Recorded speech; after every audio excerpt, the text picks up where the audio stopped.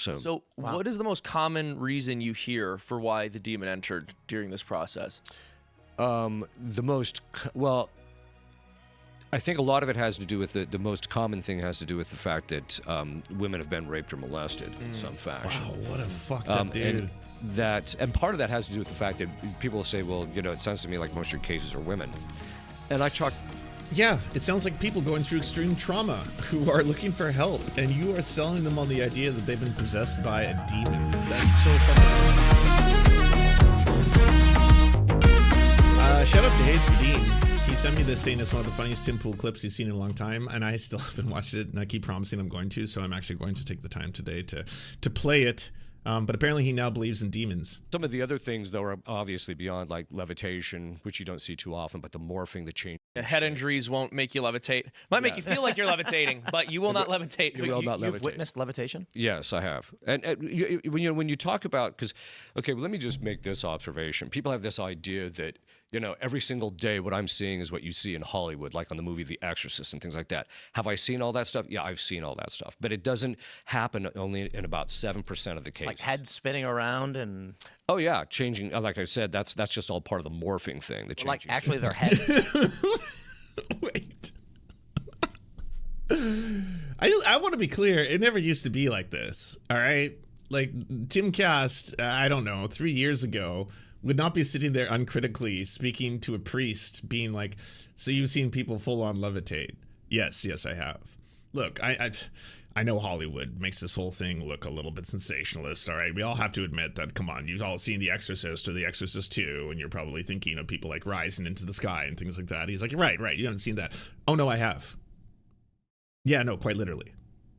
Only about 7% of the time does it actually get that extreme, right? The rest of the time it's actually a bit more, low tier, just mild morphations, as we call them in the industry, in the game. No, I have seen it. Spinning? No, but that's Hollywood, Yeah, that's Hollywood. I mean, no, the head that's spinning. ridiculous. I haven't seen that. I don't know of any exorcists who's seen that, but I have seen people's facial structure change. Well, my nickname for him was. I like how he's like, no, I've seen people levitate. Okay, well, no further questions. But you haven't actually seen people's heads spin around, right? No, that's just Hollywood. That's wild. But in terms of people's actual complete, bone structure changing and morphing before your very eyes, that is very real and does happen, yes. Was Charlie Brown, because anytime this demon would manifest, he had a normal facial structure. All of a sudden, it would go complete. His head would look like a beach ball. Whoa. So this is not something that's normal. And it's not just me seeing this, it's all the people in the room. Wait, he was being possessed by Charlie Brown, the Peanuts character? Or is that just called Charlie Brown-ism? Is that like a classification of possession? Like if there was a Charlie Brown demon? I just feel it. So do demons read comics? Do they? Because Charlie Brown's not real. So, or are you just calling that the Charlie Brown when it happens? Either way, just so we're clear, I don't think in this one instance the laws of physics themselves have become invalidated to allow for the possession of a human being whose head swole up like a blowfish. I think either he was experiencing someone who may have had a very distressing medical condition that was probably not being properly taken care of, and in which case they may have been experiencing swelling. For example, if you were stung by a wasp or a bee and you're allergic to it, you could start to swell up, but that doesn't mean that you're being possessed by the devil. That probably means that you're having an allergic reaction that requires medical attention pretty quickly, and you should probably get them to a hospital more than anything. Because we have several people that assist us during the process. So is this the demons messing with your sense of vision when you're in front of something like this? Is it?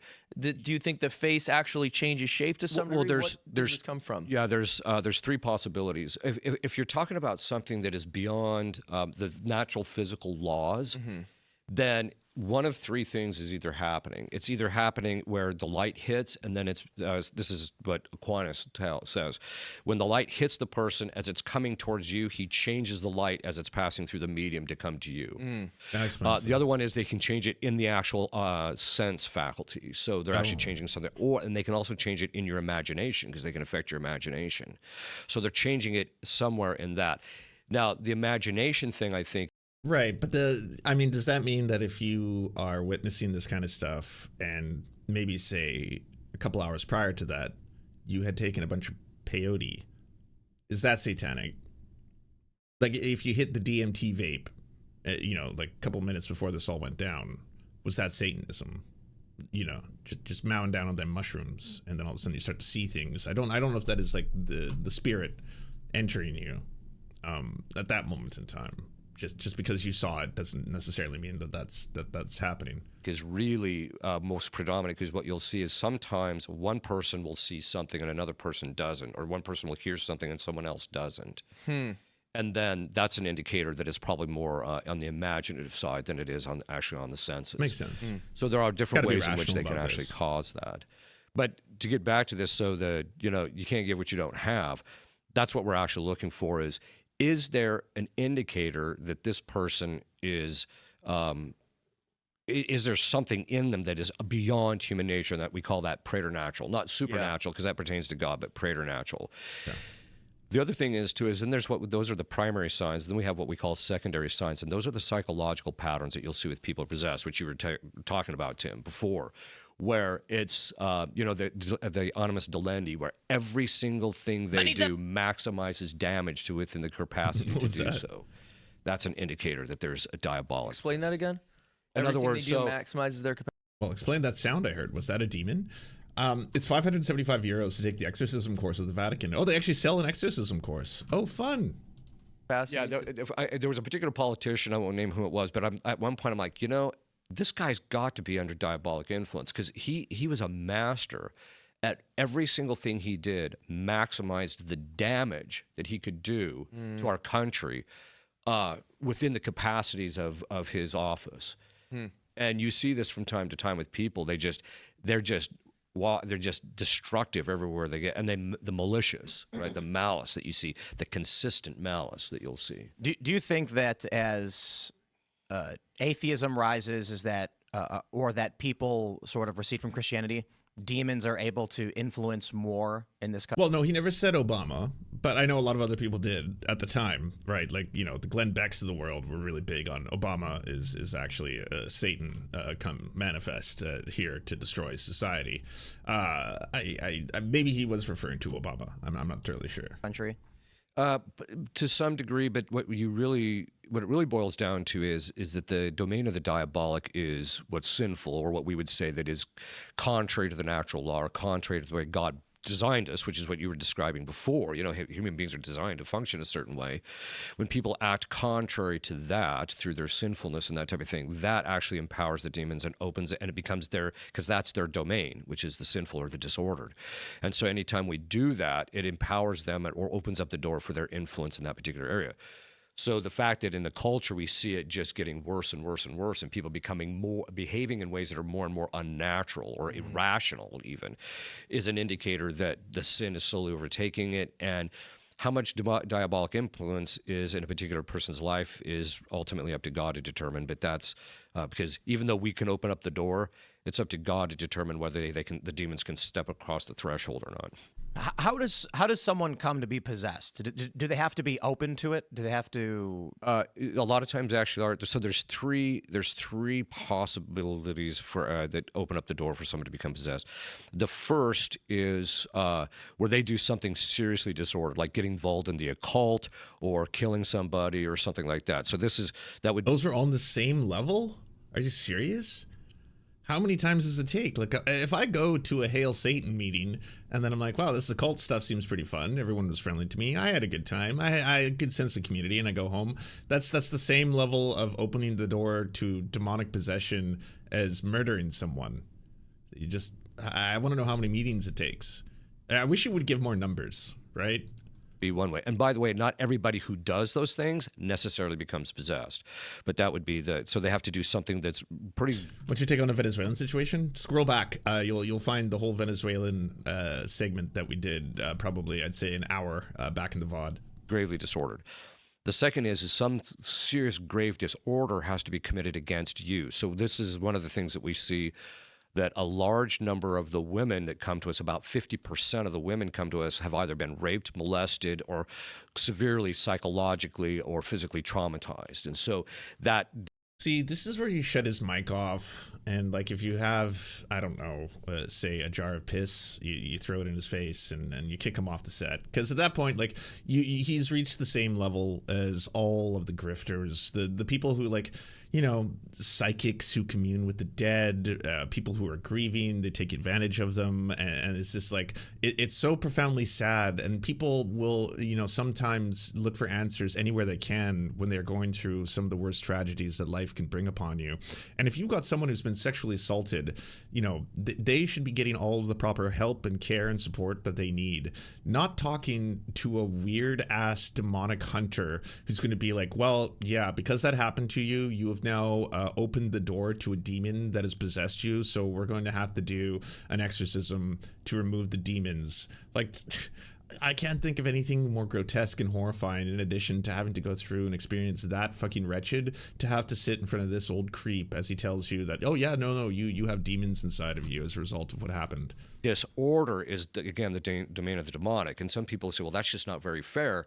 On the other hand, those people, as they work their way out of the possession, become some of the best and most virtuous people I've ever met, you know, through that process. So that it does actually, God does permit it for a function for them. There's a good that he brings out. What a gross thing to say. Like, hey, this is not me trying to generalize and say that every single person, you know, or priest or person who's like, you know, seeking faith is going to be anywhere as near as like wretched as this guy is. But to make a claim that someone who came to him who had been sexually assaulted got an exorcism because they had a demonic possession and then became one of the most devout followers of the church, that is so grotesque. Like that's such a terrible way to speak of people who are actual true followers of Christ, or people who are actually going to spend their lives dedicating it to honoring the Lord and all that kind of stuff. Like that there's a lot of people who simply like religion or follow religion because it gives them a sense of community, it brings them closer to their family, or it helps them in some capacity in their lives. I have nothing critical to say about any of that. But if you are one of the administrators of that organization and you are saying to people who've been sexually assaulted that they in fact have demonic possession, and in addition to that, they're going to become very, very good followers of Christ afterwards, yeah, like you are the devil, sir. Like that is as close to anything demonic as I've heard in this entire conversation. Of it.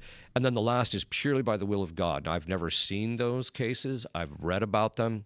For example, there was a nun who was possessed in Iowa in the 1930s. And at a certain point during the exorcisms, you get the demon to tell you, how did you get in? You know, what was the cause? And they'll tell you very often. Now, part of the reason you want to know that is because how they got in is a lot of times it tells you how you're going to get them back out. But in this particular case, he said, what sin did she commit? And he said, she didn't commit any sin. Well, then what are you doing here? He said, there's a sin in the region and God wants reparation for it. Wow. So the bishop set up where the Catholics just started doing a lot of prayers to make reparation or restitution to God for this sin that was in the region. And then... pretty wild that he's implying the devil believes in reparations, but none of the people in this room do. And that's why it's evil. Look, they're totally different things, okay? One is demonic reparations, and he's just trying to get other people to be held accountable for, you know, the sins of many. But in the other case, no. Within a week, she was freed. So wow. What is the most common reason you hear for why the demon entered during this process? I think a lot of it has to do with the most common thing has to do with the fact that women have been raped or molested in some fashion. Wow, what a fucked up dude. And part of that has to do with the fact that people say, well, you know, it sounds to me like most of your cases are women. And I chalk... Yeah, it sounds like people going through extreme trauma who are looking for help, and you are selling them on the idea that they've been possessed by a demon. That's so fucked up. What about the rapist? Right? Like, to be like, so who are the majority of your clients who seek exorcisms? They happen to be people who have undergone intense sexual trauma. Has that ever made you question your entire line of work once? Have you ever thought about it?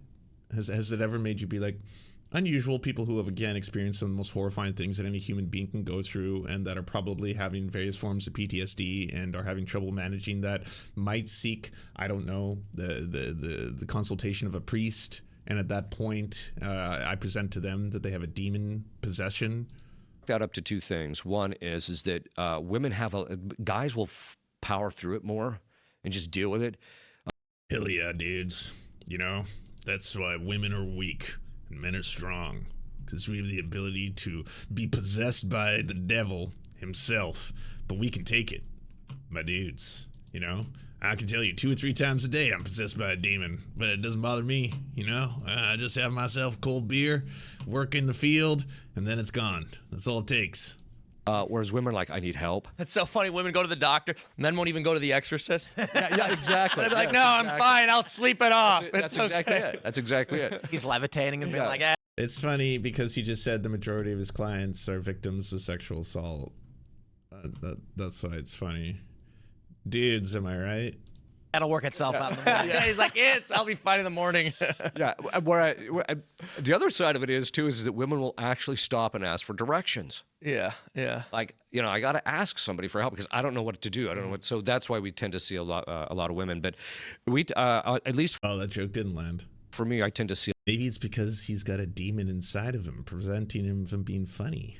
a lot of that. Whereas other exorcists will see other things. So they'll see like, no, most of it's, I see like one exorcist I know, he said most of the guys that I deal with are men who are, because they got involved with pornography or they got involved in certain kinds of things against. Okay, well, you have to give us an amount. How much is it? All right. If you go to one of those websites just once, is that enough? Have I allowed a demon to enter me? Does it take months? Do I have to build a goon cave? You know, the 6th commandment or something. So that's usually what you'll see. Yeah, and that's part of why I want to ask, because just for people in the audience to know the power of some of the things they might be messing around with. I've also heard it said by exorcisms that pornography is a gateway, which makes sense. It's the devil's iconography. It defaces the human form in a very particularly hideous way, and it ensnares people. And so it makes sense to me that that would be something I don't know what porn you're watching, but Jesus Christ. that a person could become possessed by using it. Again, it's not to say that everyone who uses it just goes off and becomes possessed. That's right. And for most people, the problem is like it causes psychological and eventually physical problems for you sexually. Right. But there are some number of people it goes further than that. Yeah, and in relationship to pornography, for example, part of it is, as I mentioned, that the Satanists actually taught the people producing the pornography that if you curse the master copy from which all the other copies are made, it will propagate down to the other copies. Wait. This is new. I haven't heard this one before. I thought porn was just the devil's business because it was porn, right? I thought that one was self-explanatory. But you need the raw tapes. You need to have the master copy, and then you perform a curse on it. How often is that high?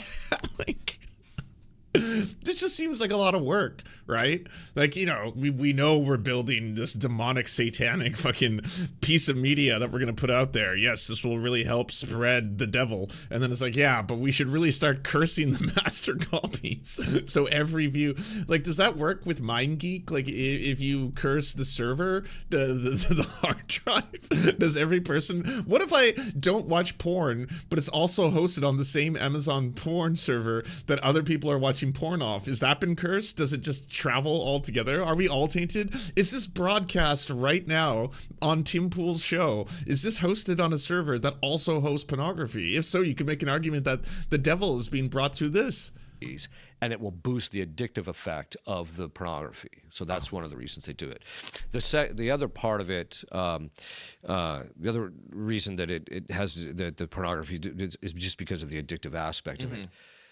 But I think that in relationship to the, it's not always that people actually have done something wrong is why they're possessed. Although once the demon gets in, then he starts driving the really bad behavior.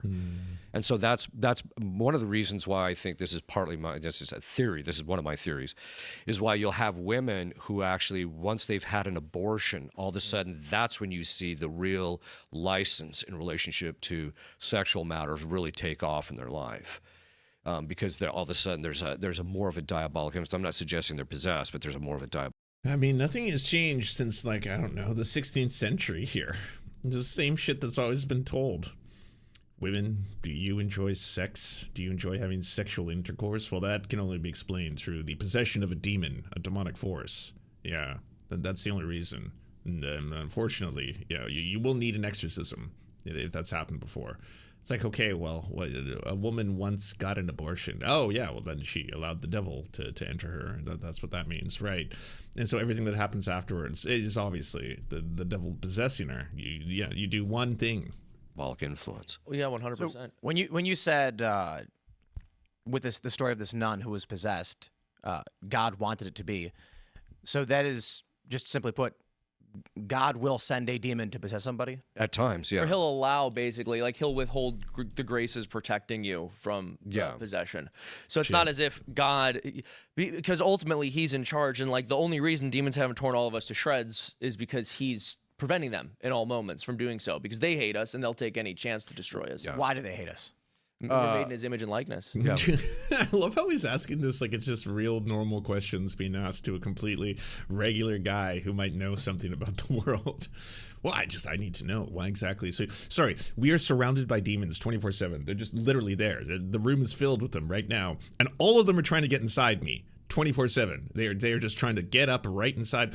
I don't know. This really sounds like y'all have something else going on in the back of your minds. And that's why you can never give in to temptation in any way, because then all of them try to enter you at once. It's going to be a goddamn bangarang. You don't know what happens. And it's like, yeah, well, I don't know if I need to live in perpetual fear the way all of y'all seem to be. It seems exhausting, to be honest with you, to live your life this way. I'll let Like him. God, yeah, because we're made in the image and likeness of God. There also, it has to do with envy. They envy the good life that we have in this life. They envy it, and that's why they're constantly trying to destroy it. This is also why you see the people on the left. the if you've ever jealous noticed demons. this, anytime communism or the left takes over, there's always a degradation of our quality of life, always. Every time. And so that's one of the signs. Yeah, America's doing fucking awesome under capitalism right now. Good thing y'all exorcised every demon from the nation, because otherwise, whew, things would be an absolute disaster. In fact, I did a whole series on how communist psychology is identical to diabolic psychology. But but that's actually part of the what you see. The one thing that people always have to realize, though, is that God's not capricious in a certain sense. Now, we do have a thing called conscription, where we notice that it seems like demons are almost like drafted, like, okay, hey, you got to go deal with this particular problem. And he allowed it in, and then you'll find out later that he allowed the demon or commanded the demon, hey, go deal with this. For the person to become holier, the person to actually become more virtuous, but then also... They call it the demon draft. It's true. I'm learning. Get the demon his comeuppance. So he has to take a beating in the process. Thanks for watching this clip from the Culture War. Yeah, that was disgusting. I thought it was going to be a lot funnier. It did start out pretty funny, but then, like, as soon as you realize the reality of all this, it's not funny at all. Like, it's dark. It's really dark. You have a lot of people who have undergone, like, serious trauma in their lives, right? And then they might seek help, and honestly, they should have better access to, mental health care and stuff like that, but a lot of people don't, and if they either can't afford it or they don't believe in it and they want to go choose to talk to a priest, he's going to tell them the most medieval nonsense you could possibly imagine. These are people who actually do have very serious problems. They've undergone sexual assault. They've undergone all kinds of trauma. And then he's talking to a person who's like, okay, no, we know exactly what happened to you.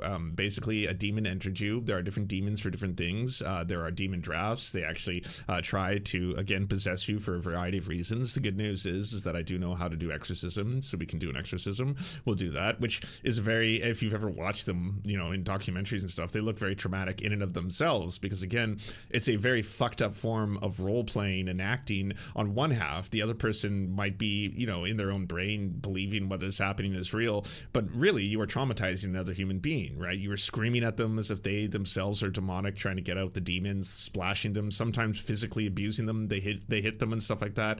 And then at the very end of it, once the arc has completed, the person does seem to be very, very calm, because again, they've undergone an incredibly traumatic and sometimes physically violent experience, sitting there just being like, holy shit, it's over. And then all of a sudden it's like, well, this is proof that what we did was not in fact physical or mental abuse, because they seem quite tranquil now. And it's like, well, yeah, because it's over, because you're not mentally and physically abusing them anymore. That's really fucked up in and of itself. But here we are, it's goofy ass shit. Well, it is, but it's also really taking advantage of people. The same thing with, like, again, psychs who like pretend that they can commune with the dead. And obviously there's people undergoing all kinds of fucked up shit in their brains because they lost a loved one. And then you have like someone who comes along, it's like, oh, I can actually talk to your, dead partner or your dead sister or your dead mother. I can commune with them. Give me money. If you give me money, I will talk to them. And so you'll get people who, I'm sure the priest would be like, oh, those people are charlatans. Yes, that itself is the devil's work. What they are doing is they are pretending to have some kind of supernatural power, but they don't in fact have that. Only I do. And I'm the only one who can actually communicate with the demons. So that's why you need to go to a real priest, not one of those types. And it's like, you are one and the same. You're both, horrifying grifters who are taking advantage of human suffering in order to pretend that you have some authority in the world that no one else does. Only you know. Does the Vatican require psych evaluations before greenlighting? I don't know. You would probably know more than I do. I have no idea if that is an actual thing, but I would hope so, that there would actually be more that goes into it than simply being like, hey, by the way, allow the demons to have their way. Thank you so much to our patrons for making this show possible. We could not fund it without you. And if you want to join, please check out patreon.com/theserfs to unlock bonus episodes, uncensored content, and all the good stuff. Thanks to Anna Loves Riley, Addercap, Bobby Lasers, Cheryl Alvarez, Comrade Junkie, Doug Caddy, Everything Important, Hegbard Salim, Multimondi, Omni, Political Papi, Preston Kroll, Quiet One 85, Riley and Anna, Roller Dragon, Cernicus, Stellar Gwyn, Sebastian Demmel, Tigwick, and Words Greenwood.